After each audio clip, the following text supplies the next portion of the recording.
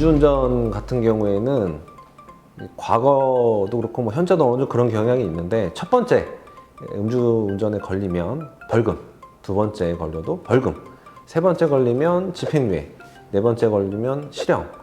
대체적으로 이제 법원에서는 이렇게 재판하는 경향이 있습니다. 얼마 전에 그 윤창호법이 개정이 되면서 그 음주 전력, 음주 전과 횟수와 음주 수치에 따라서 가중 처벌을 하고 있고, 세 번째 같은 경우에도 어떤 음주운전의 경위라든가 죄질에 따라서 법정 구속을 하기도 합니다. 예컨대 같은 날 하루에 음주운전을 연속으로 2번을 해서 걸리는 사안도 있습니다. 이런 사안 같은 경우에는 한 번 음주운전을 했음에도 불구하고 단속을 당했는데도 그걸 뉘우치지 않고 바로 다시 운전을 하는 경우, 그리고 어떤 경우도 있냐면 음주운전을 하는 과정에서 단속에 걸렸음에도 불구하고 음주 단속을 처벌을 피하기 위해서 도주를 하거나 도주하는 과정에서 다른 교통상의 위험을 발생시킨 경우, 이런 경우라도 1, 2회라도 이런 경우에는 구속을 시키는 경우가 있기 때문에 적극적으로 법률 전문가의 조언을 얻어서 대처를 해야 합니다. 이런 경우에는 핑계를 대면서 음주 측정을 거부를 하거나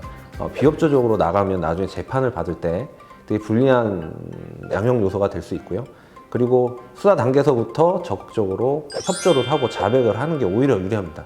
그리고 법률 전문가의 도움을 받아서 구체적인 양형 자료를 제출을 해야 되고, 이 양형 자료를 뭘 내야 되는지, 어떤 식으로 내야 되는지, 어떻게 준비를 해야 되는지는 당사자, 의뢰인 본인은 잘 모르실 수가 있습니다.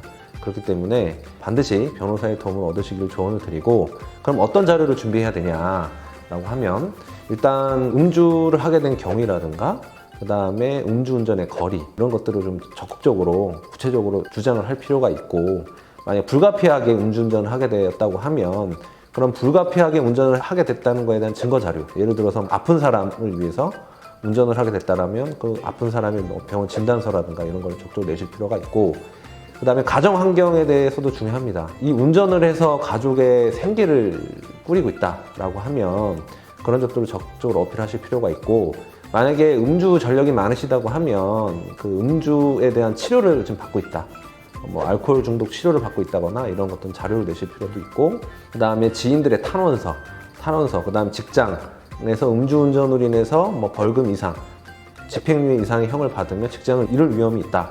그러면 그 직장의 사장님이나 동료들의 탄원서 중요하고, 그 다음에 그 회사의 징계에 관한 규정, 이런 것도 적극적으로 제출을 해서 판사가 이 사람을 구속을 시키게 되면 한 가정이 파탄이 나거나 이 사람이 인생이 크게 영향을 받을 수 있다는 어떤 자료들을 적극적으로 내야지 부담을 지어줘야 됩니다. 그래야지만 유리한 결과가 나올 수 있기 때문에, 적어도 법정 구속은 그래야 피할 수 있기 때문에 그런 것들은 사실 당사자가 준비하기는 어려움이 있습니다. 그래서 반드시 법률 전문가의 조언을 받으시길 부탁드리겠습니다.